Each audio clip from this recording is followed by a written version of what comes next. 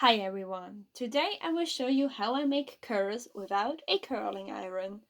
Now the first thing you want to do is take a hair strand and heat it up using your hair straightener.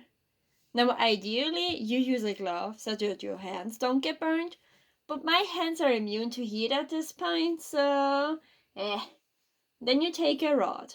This can be a paper towel roll or in my case a dough roller, normally used for baking. And then you take your hair between your hair straightener's clamps and slowly wrap it around your rod. Now the more overlap you do, the tighter the curl will be. And I'm making it super tight because I want really tight curls that will lead to a lot of volume in the end. Then you let it cool down a bit, carefully slip it off your rod, squish between your fingers until fully cooled down, and then add some hairspray.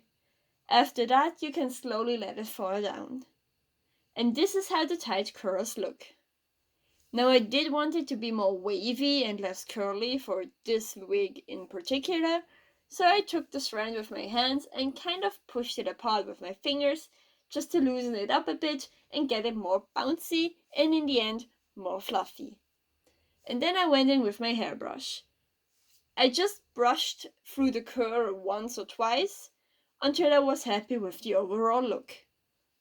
Now some more good old hairspray, shout out to Got2b hairspray, and then we're gonna finish it up with some more hairspray. You can never have too much hairspray with wigs. Yeah, that's how I make waves or curls for wigs. Thank you so much for watching. Bye bye!